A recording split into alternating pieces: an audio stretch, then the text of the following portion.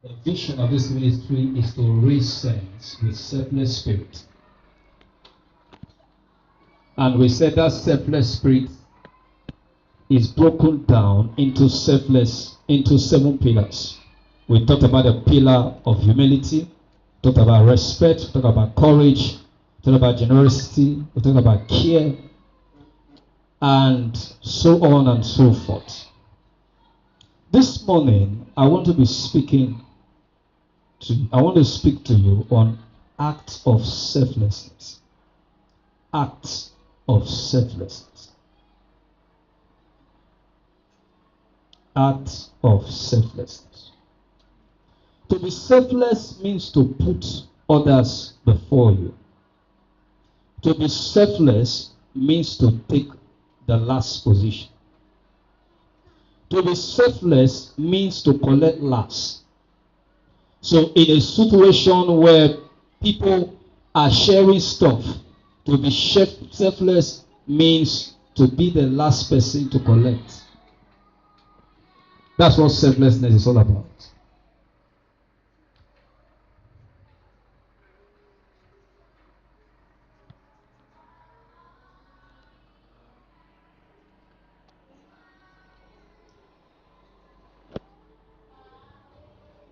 Now, when we talk about selflessness, there are two facts that I want to bring out, and that will enable us to understand what selflessness means.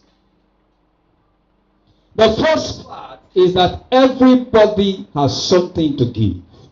Whenever a person says it does not have anything to give, the person is lying. In 1 Corinthians chapter 12, verse 7, the Bible said, "Now to each one the manifestation of the Spirit is given for common good." To each one the manifestation of the Spirit is given for common good, which means every Christian has something on earth to give. When a Christian says he has nothing to give, he's a liar. In Philippians chapter 2, verse 4, the Bible said that we should learn to look at for the interest of others. So the first part is that one, every Christian has something to give.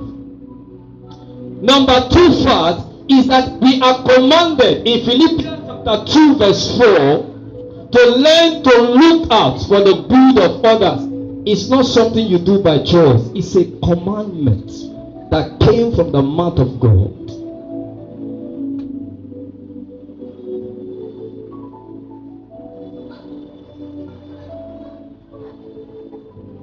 If you want to build and develop the character of selflessness, the first thing you must do as a person is that you must develop the art of giving. You must develop the art of giving. The Bible said in a very common verse, it said, "For God so loved the world, by the love that he had, he gave." A Christian naturally is propelled by the love of God, and because of that love, willingly a Christian gives. And in when we read 1 Corinthians 12 verse 7, he said, "God has given to every man spiritual gifts for the common good of others," which means there's no Christian on the surface of the earth that God has not given something to benefit one person. Regardless of how wretched you think you are, there's something that God has given to you for the benefit of others. Number two, you must learn to listen to others carefully. If you want to build that character, you want to develop the ability to be selfless, apart from giving, you must learn to listen to others carefully. In James chapter 1, verse 19, James was admonishing us, asking us to ensure that we listen to others. James 1:19, it says, "My beloved brothers, understand this. Everyone should be quick to listen, slow to speak, and slow to anger." If you want to develop the art of selflessness, you must be a good listener. Because sometimes people approach you, and when they approach you, they come with things.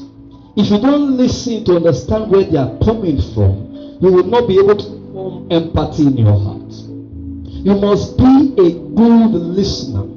One of the ways to develop the character of selflessness, apart from developing the love for giving, is that you must develop the love to listen. You must be a person that must learn how to sit back and listen when others talk.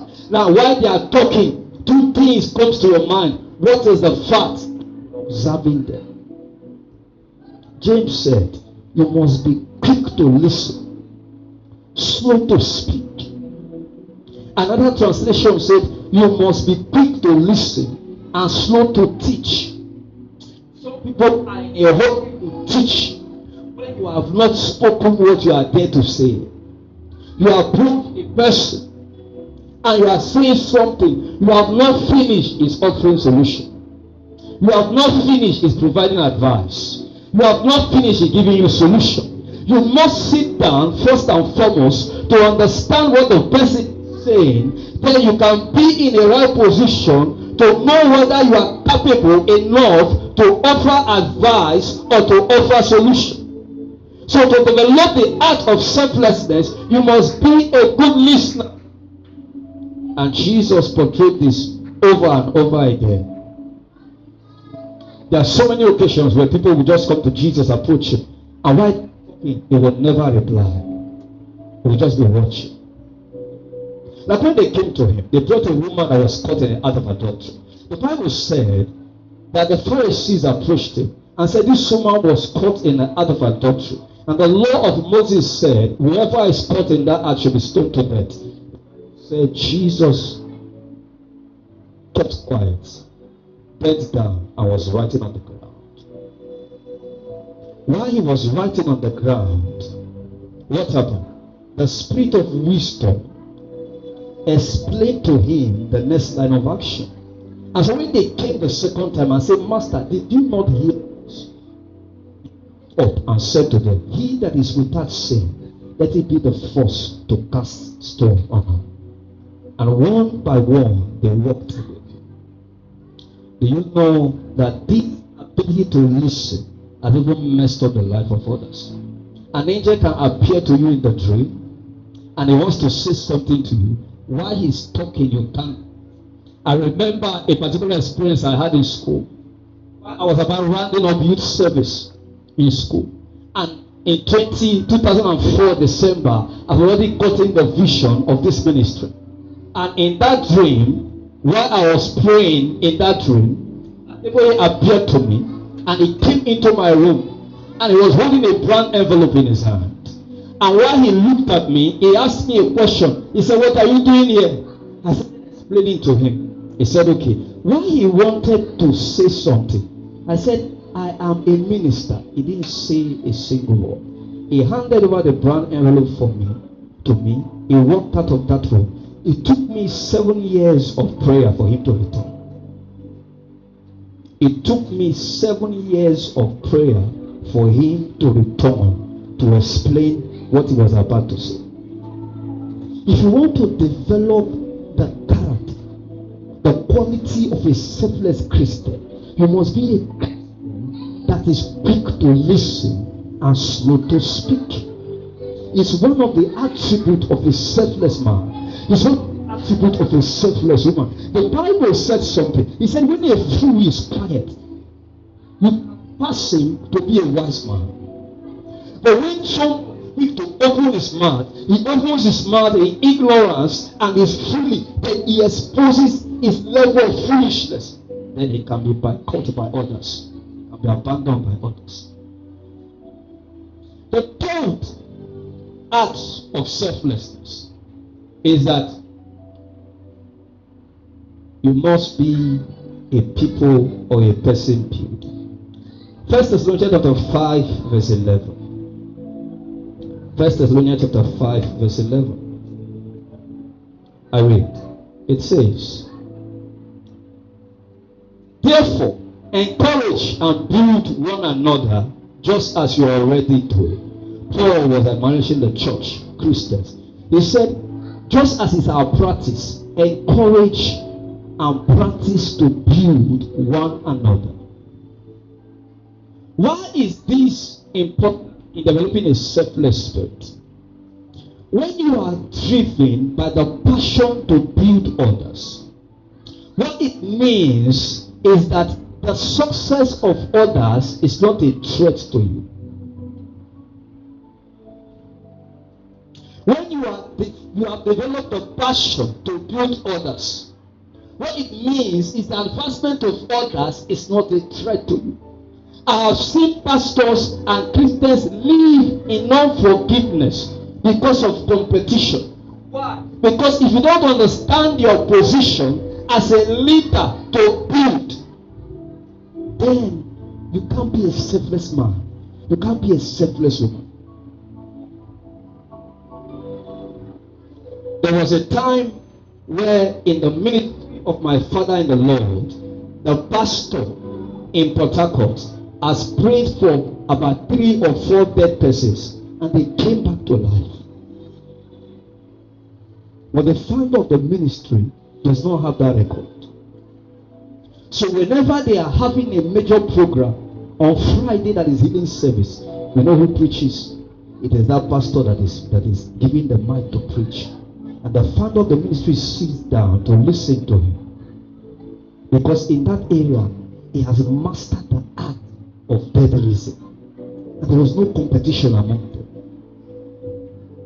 If you want to develop art of selflessness, you must be a people builder. The success of others must not threaten you. As a matter of fact, it should be a thing of pride to you. It should be a thing of pride to you. Because a father is happy when the sons are better. You see a father, your son is coming back home. You were able to buy 505, but now he's coming back with a G-Wagon. You see the excitement on the face of your father. You know why? You don't compete when it comes to position. There's no way a son can grow and become a father of his father. It's not possible. So you must understand that if God has given you the responsibility of building, what God has asked you to do is to be an act of service unto others. For you to develop the act of selflessness, you must be someone that derives joy in the building of others. Nobody should stay around you for 6 months, stay around you 1 year, 2 years, and nothing significant happens in their life. Not one person. When people pass your path, they should come out better. When people interface with you, they should be better. When people fellowship with you, their life should be better. That is the art of selflessness. The next one is that you must learn to give without expecting anything in return. In Luke chapter 6 verse 35, he said, you should expect nothing in return. One thing that kills selfless spirit is expectation. Luke chapter 6 verse 35 is expectation. It says, but love your enemies, do good to them, lend to them, expecting nothing in return. Then your reward will be great, and you will be the sons of the Most High, for he is kind to ungrateful and wicked. I remember when I started the art of selflessness, and one day I helped a person, and the person was discussing, you know what he was saying? He was telling his friend that there's this guy that is open-hearted. that all you need to do is just to fabricate one or two stories to do something. Now, what for him, my act of selflessness was foolishness. But you know why it did not get to me? I have never done anything for any man expecting thank you. That is the lowest form of maturity in the Christian world. Because nobody can pay you in life. It is only God that has the capacity to pay you. There's nothing any man can give to me. What I require from God, no man can give me. So I've never done anything for any man expecting thank you. For the ones that say thank you, why not? But it does not cross my mind. You know what? If you want to live as a selfless individual, you must inculcate the character, the discipline of when you help, you take your eyes off it. You know why? If you help with expectation in your heart, then the last one will be difficult. You must learn how to let go. A man of God was with me in the car and we were gisting while we were going for a program. And the wife raised up a conversation. What was the conversation? He said, Pastor Paul, I remember a few persons we helped and they took us for granted. He said, how do you even cope with this thing? I said to her, when the sower went to plant, the Bible said the first food fell on the footpath, and the birds of the air came and picked it. The second fruit fell on thorns, and the thorns grew and choked it to death. The third fruit seed fell on what? On rocky ground, and while it gained roots, it get to a certain its root could not go further down. There was no more nutrient, so it withered. He said, and the last one, seed, fell on a ground, and some yielded 30%, 60-fold, 30-fold, 60-fold. You know what 60-fold means? 60-fold is like 6,000%. It's not times 60. Some yielded 100-fold. So what it means is that a man sowed for 1 year and God paid him 1 year in 100 years. So what happened was the seed he planted that was supposed to give harvest 1 year, God multiplied the harvest, the 100-fold, for 100 years. What he's supposed to get in 100 years was compounded into 1 year and given to him as what? As a reward. Why? Because he was a selfless giver. He understands the art of selflessness. He gives without expecting anything in return. And so that is why when you have this principle, there's nothing anybody is going to do to you. Because one way the devil kills selflessness in the life of a Christian is ingratitude. When you start, it's going to bring ungrateful people around you. People are going to take you for granted. People are going to call you fools. People are going to think you are stupid. You're going to give somebody money to rent a house. He will go and rent a house more beautiful than your house. Somebody is going to come to you and say he has not TV on in his home. You are using dog stealing. You say, how much? You say, I just sold the property in 150. You give him, you go and buy a flat screen. Now, what will happen is that when you come to his house and see that thing, you know what the devil is trying to do? He's trying to sow seeds in your heart. Because once you have bitterness, you become selfish. Once you have bitterness, you can't give anymore. Once you have bitterness, it will be difficult for you to let go.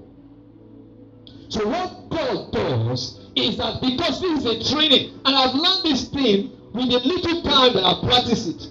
Whenever you start exhibiting the art of selflessness, the first set of people that come to you are ungrateful people. People that will take you for granted. People that will think you are a fool. People that will think that you are intelligent. People that will see you giving as if you don't have sense. What it means is that it's a test.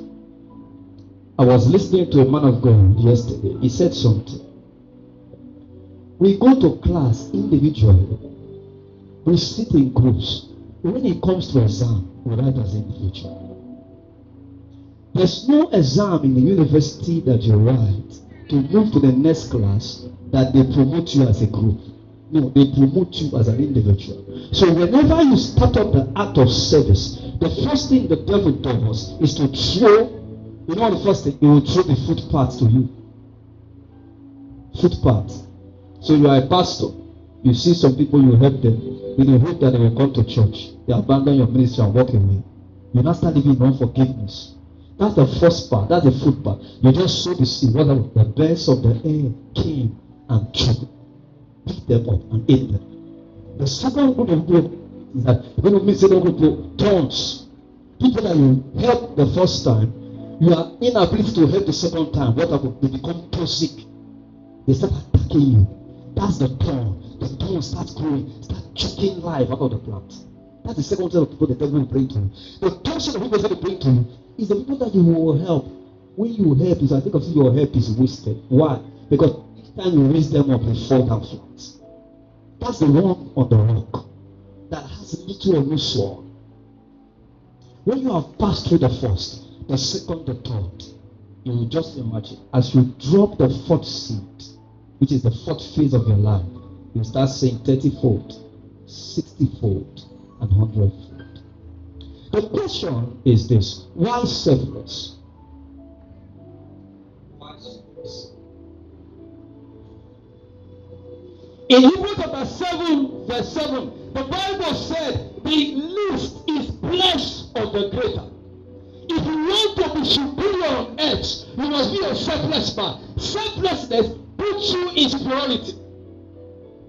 If you want to be the greatest amongst your mates, amongst your colleagues, you must develop the art of selflessness. Why? You can't be selfless and be the least. Why? Because the least is blessed of the great. In Hebrews 7, verse 7, the Bible said, the lesser is blessed by what? By the great. Number 2 reason why selfless is that it enhances your capacity to receive.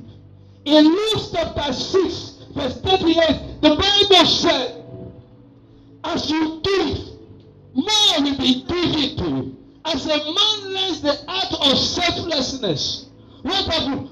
God expands him, God enlarges him to give more.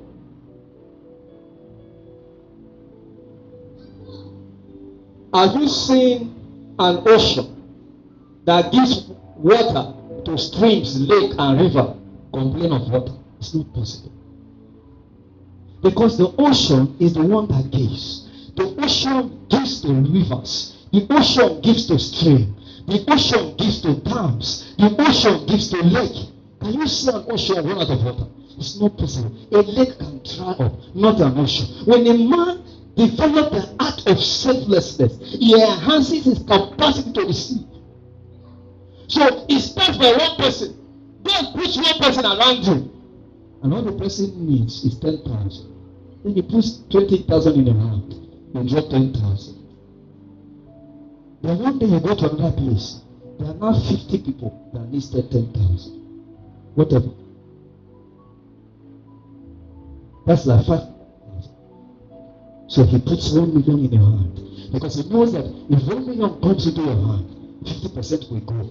The capacity from 20,000 to 100,000 to 200 to 1 million to 2 million. The more you develop the art of selflessness, the more you enhance your capacity to receive. Selfless men and women don't pray for prosperity. Selfless men and women don't pray for money. Selfless men and women don't fast to be rich. When God said something, he said, God taught me that money does not respond to fasting. It does not respond to prayer. He said money responds when you do your part. It does its part. He said that is what the Holy Ghost told him. Money does not respond to fasting. It does not respond to prayer. You do your part. It does its part. I can never be poor in this life. Never. no devil is too strong enough to make me poor. God did not create that demon. It's not existing. Why? Because the act of selfless enhances your capacity as a person to receive. And that is why I said nobody lacks the capacity to. Because in 1 Corinthians 12, where we read, God has given everybody the capacity to do for the common good of others. When selflessness pleases God. Hebrews chapter 13, verse 6. When you give, you please God. God is pleased with you. The last one. Selflessness is the best way to invest in heaven. Proverbs chapter 19, verse 17. I'll be closing here. Proverbs 19, verse 17.